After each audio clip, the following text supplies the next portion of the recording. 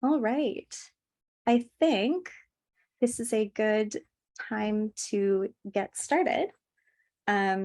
So hello, everybody. My name is Emma Davis. I'm the digital marketing coordinator. I'm very pleased to be moderating this panel on picture books that celebrate connection and belonging. And thank you all for coming.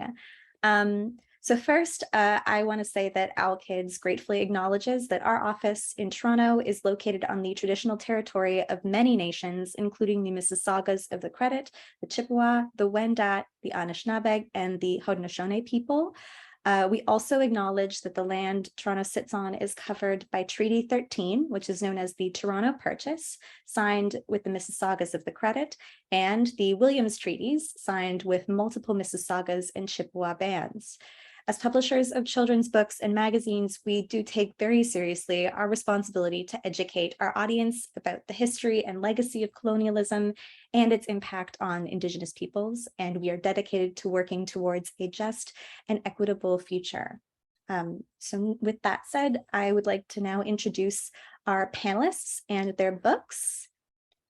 So first up, Thao Lam fled from Vietnam to Canada with her family as a child. Learning English was difficult, and it was picture books that helped her understand the new world and ignited her passion for visual storytelling. She has an insatiable love for colored and textured papers, which she uses to create her exuberant collages. Each of her previous picture books, like The Paper Boat and Wallpaper, have garnered star reviews from major review journals. Her next picture book with Owl Kids is The Line in the Sand, which you can see here. It's a wordless story about two characters who become curious about a line that has been randomly drawn in the sand, a line that now seemingly divides them. What does it mean? Should it be crossed? Feathers get ruffled, tensions mount, and a scuffle starts, all based on a series of misunderstandings. This book is about communication, or lack thereof, conflict, and the impact of the lines we all draw, whether intentional or not. Next, Naseem Hrab is the author of a number of picture books, and one of them, Weekend Dad, was a finalist for the Governor General's Literary Awards. Naseem worked as a librarian for a time and currently works in children's publishing. Her most recent title with Owl Kids was the beautiful and emotional Sour Cherry Tree, and her next title with us is this hilarious book, How to Party Like a Snail, illustrated by Kelly Collier. This laugh out loud story is about a rather introverted snail who very much appreciates the quiet things in parties. Unfortunately, parties can tend to get pretty loud, and that's when Snail disappears into his shell. Luckily, Snail is able to find the perfect friend in Stump, who appears to also appreciate the quiet things in life. Together, Snail and Stump party in their own quiet way. They put on their jammies, turn the lullabies way down, and celebrate the shush in their own quiet way. This book is funny, poignant, and will appeal to introverts and extroverts alike. And our final panelist is Flo Leung, who's a food-loving author and illustrator who has spent many happy hours working in kitchens, producing food television, and styling on delicious photo shoots. The Tray of Togetherness is Flo's author-illustrator debut. In it, a young girl is helping her family to prepare for the evening's Lunar New Year celebration. A trip to the market is in order, where they collect special treats like candied coconut for strong family ties and peanuts for a long life. This book is a celebration of culturally specific experiences. It also speaks to the the universality of having family traditions and connections, and the feeling of belonging that is created through those traditions. So now I'm going to invite all of our panelists to turn on their cameras and say a little hello.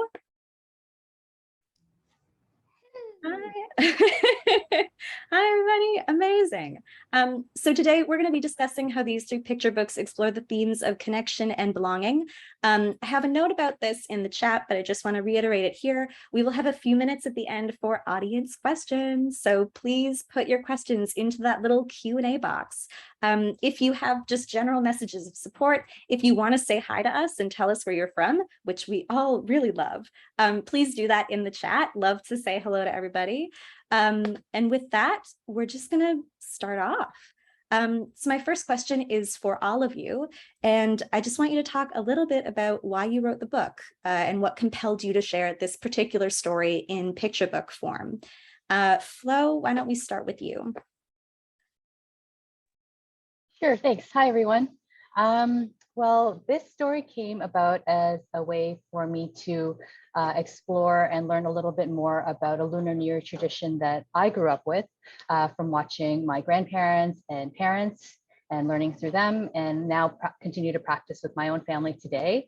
And in particular, the picture book format I thought was really interesting to me, because as a person with a food background, I'm always interested in food culture and where my next meal comes from, that I thought bringing a strong visual element to connect the lucky foods that we encounter. I liked to be able to bridge the visual element with the ideas of connection and belonging to community. And also it's kind of cool to be able to tell a story about a big candy box. A big, like very delicious looking candy box. These are incredible. And you have both a food background and an actual food background today. You're in like the loveliest kitchen I've ever seen. Fantastic. So now I'll pass it on to Thao. Can you tell us a bit about Line in the Sand? Sure. I think that synopsis you gave at the beginning really did well. The Line in the Sand started off because we spend a lot, my daughter and I spend a lot of time at the park, and like lots of things happen in the park because you know, the whole little community. And we were witnessing a confrontation between two characters, or two people, or two little people, and they we didn't really know what the confrontation was about. And at the end, Maddie was like, "Oh, like, well, who do you think was right and who do you think was wrong? Who was the good guy? Who was the bad guy?" And I was like, "Well, we really don't know why, you know, those two were arguing. So you know, it all depends on the situation." And so that's how the Line in the Sand started. It was just the idea that these two characters get into an argument, but we really don't know why or what started. Well, we know the line started the argument, but it's the lack of communication and the lack of understanding or perspective, like from perspective from both sides of the character, on who's right and who's wrong. So yeah, does that explain everything? Yeah, that's great. And what an interesting way to explore lack of communication through like a wordless format specifically, which we'll talk about later in this panel. Now I'm going to throw it over to Naseem. Can you talk a bit about how to party like a snail? Yeah, in terms of why I originally wrote it was mostly because I don't love parties. I like smaller gatherings that are one-on-one with people. So I was, I guess, trying to articulate that, you know, even though parties are festive and wonderful and many people enjoy them, that not all of us do. And I was just thinking as you were talking about, you know, the purpose of this panel and connection, and I realized my intention in this book originally was never to show connection. It was probably to show, you know, just being yourself and sticking with that. But I think it was actually Judy, who is the sales and director at OWL, who, when she read, you know, one of the initial drafts, was like, we need to see more connection between Stump and Snail. So Stump became thankfully a much larger character than he originally was. And Judy is a true extrovert. So I can see why that was what she thought was missing from the story. So. Oh, that's great. Is there a better duo than Stump and Snail? I don't think there is. They're the best. So Naseem, I'm going to stick with you for this next question. Since the topic of this panel is about connection and belonging, I wanted to lean into that theme a little bit. Each of your books has a protagonist or more than one protagonist who's seeking connection in some way. So Naseem Snail wants to connect with someone who understands his need to celebrate in a quiet way. Can you talk a bit about his journey from frustration when his friends don't seem to understand it to his joy when he meets Stump? So essentially, in the story, Snail loves parties. He just doesn't love how loud they are. So when things get too loud for him, he retreats into his shell, but he's still, partying and dancing. And his friends just can't tell that he's having a good time. And I think that's, a frequent misinterpretation with people is sometimes we just make assumptions about someone. If they're quiet, that they're not enjoying themselves or they don't want to be there, when really they're just enjoying it in their own way. So unfortunately, Snail's party invitations start to dry up a bit. So even though he's figured out how to adapt himself to a party, he's not getting the invites. So he realizes, well, wait, what if I make my own party? So he invites himself and starts to have a lovely solo party that he's really enjoying. And then he realizes that, the one thing that's missing is perhaps a friend. What I think is hilarious about the story is that Stump is immovable. He's rooted in the ground. So he's always been there.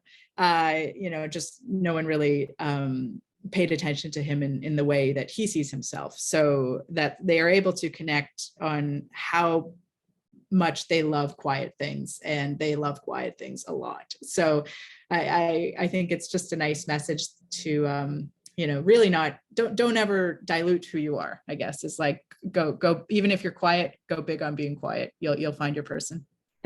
And what a lovely kind of look in at the variety of ways that you can be an introvert, and the levels of like what you enjoy and who you enjoy that with. It really feels like it reaches everybody, I think. Next, I'm going to move on to Thao. Sorry. The two monsters in the line in the sand are an example of a missed connection until they're able to kind of clear up their misunderstanding. Could you discuss what the misconnection means for them and the consequences of this lack of communication?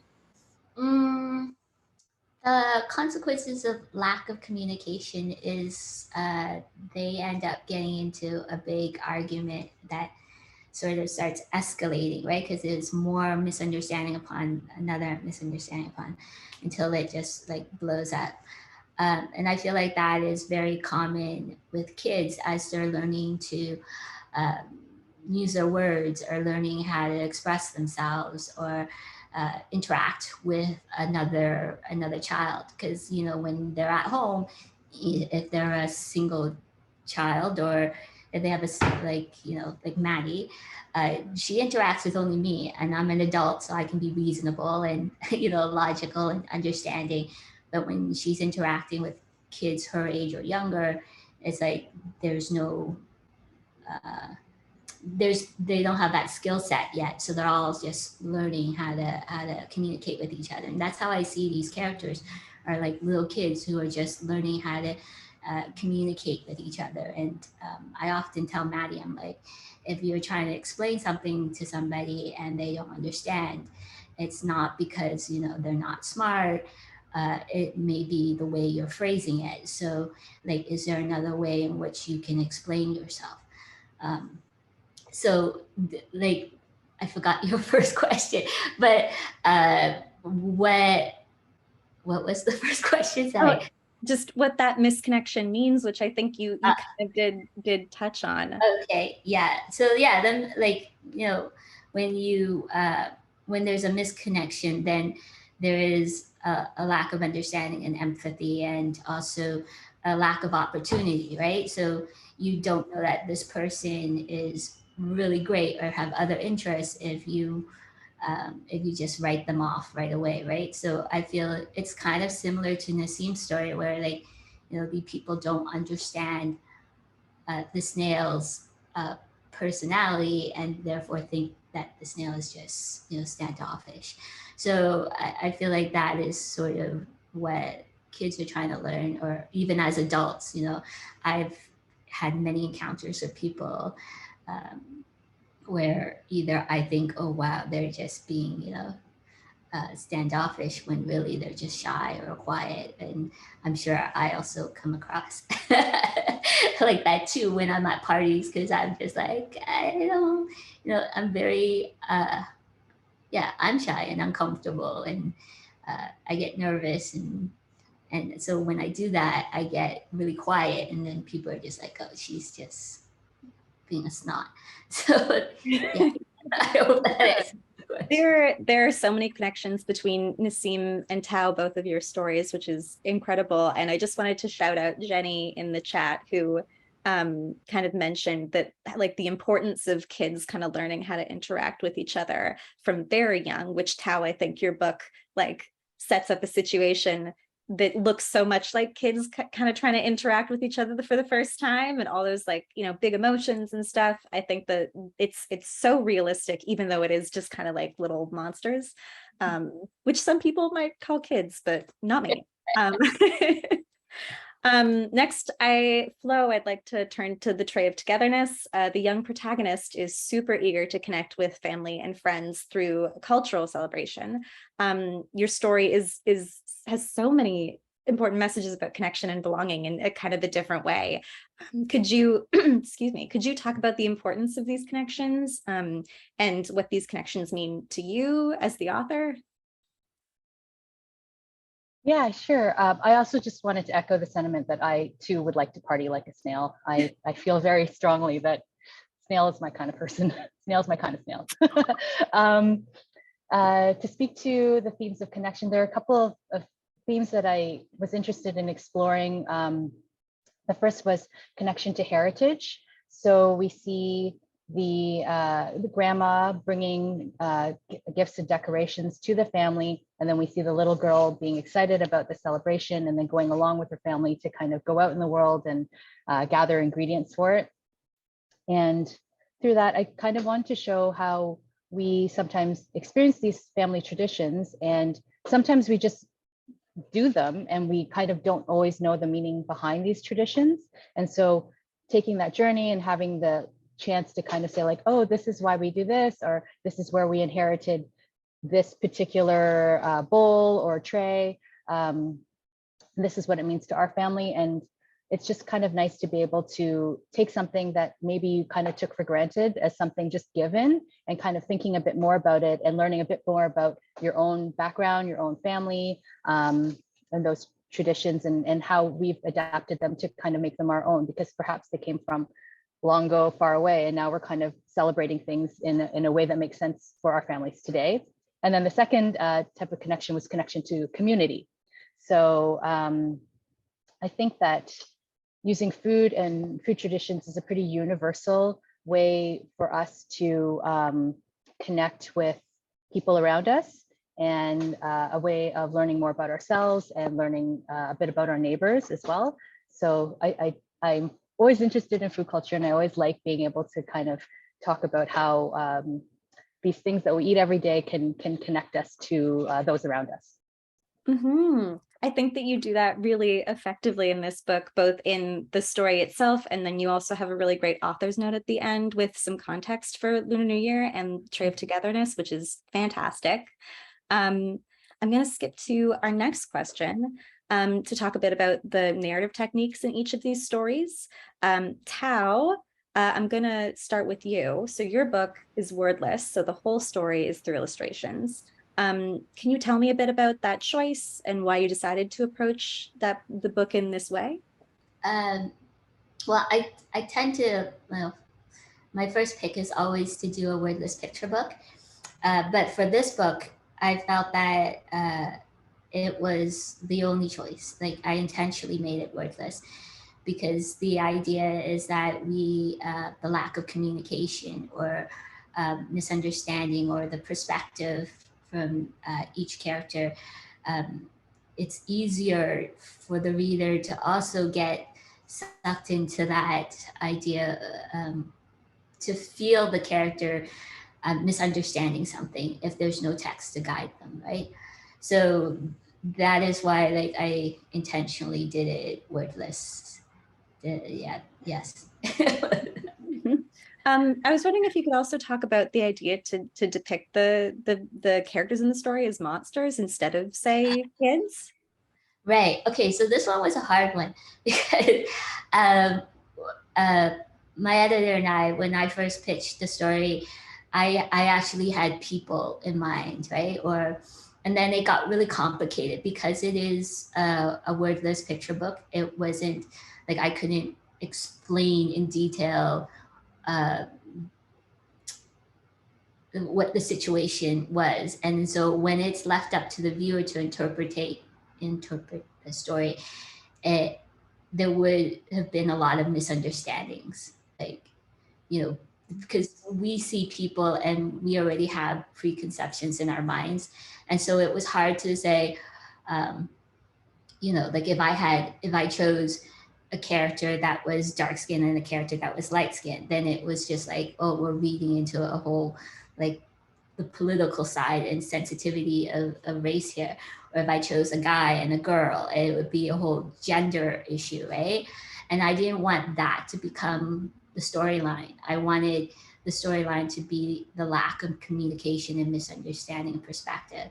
And so I played around with different ideas, and I thought, oh, maybe I should do like different shapes. And then I thought, people are gonna write to me and say I hate triangles or I hate squares. And I was just, that's like my worst nightmare as an author, is to get hate mail.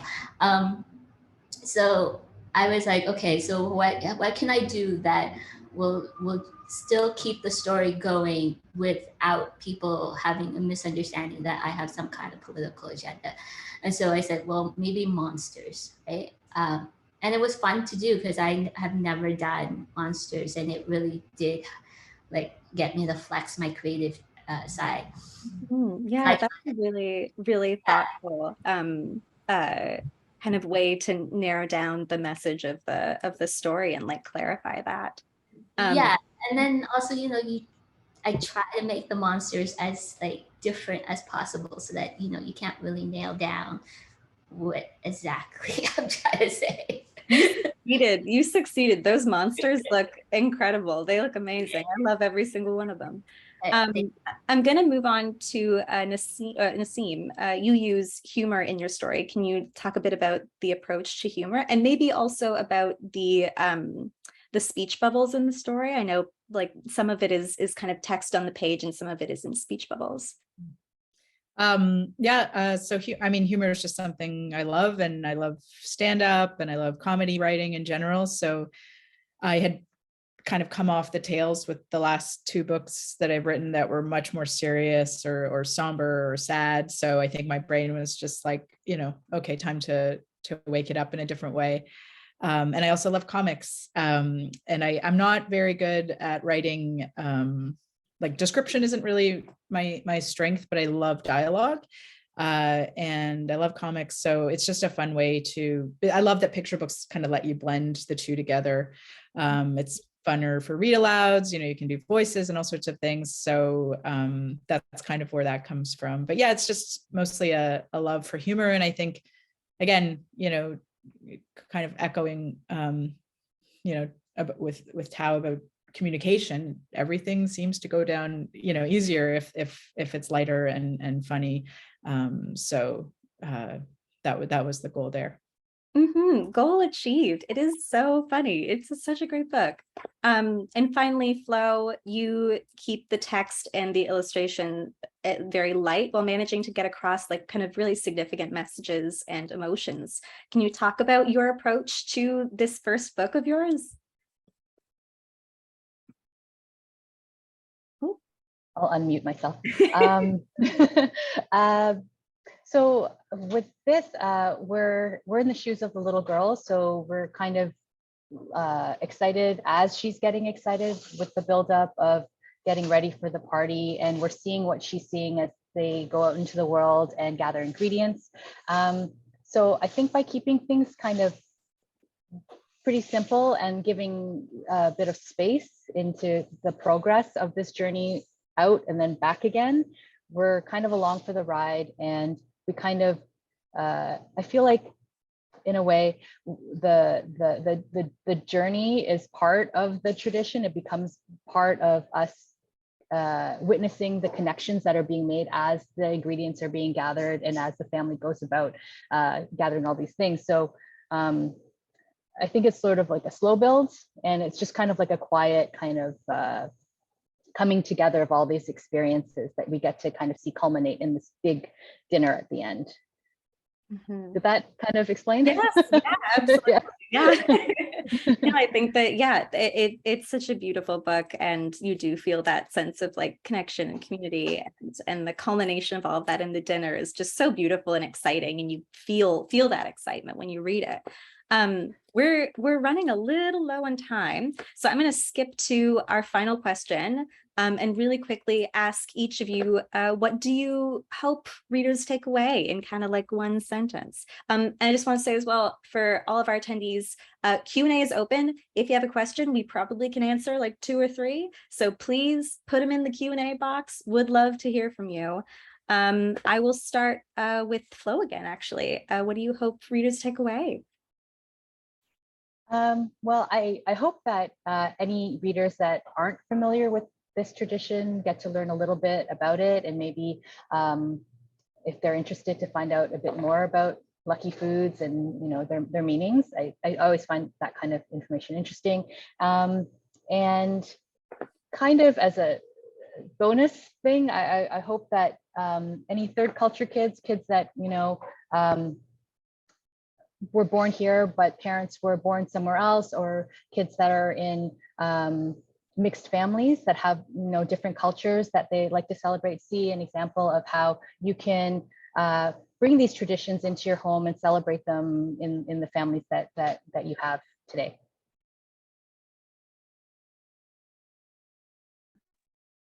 Sorry about that. Thao, I think we've talked a lot about what you hope kind of like kids get away from this book, but if you could kind of encapsulate that into like a sentence, like what do you think that kind of like words of wisdom would be? Communication is important. Yeah, save some time. Short and sweet and to the point. I love it. And Naseem, what about you? I would just say be you and party in your own way. Yeah. That's incredible. Everyone, it is your last chance to get some Q&As in here. Oh, okay, we've got one really good question. Is there a book that influenced your decision to start writing? I'm just gonna pick Return to Flow, maybe, especially as a debut author. Is there kind of a book that... Gosh, I feel like there's I don't know. There's a lot. There's a bunch of beautiful picture books that I came across. Jacqueline Eyre, she's I think from the 50s and 60s. Just the most beautiful stories about Thailand, and it was very visual, very graphic books. And then of course, oh my gosh, I'm looking at it right now. The Sasek books. The ones that This is New York, This is Rome. I love all those too. So I'm a kind of a visual person. Yeah, and cookbooks too, obviously. What about Thao or Naseem? Is there a book in mind? I was distracted by an 8-year-old.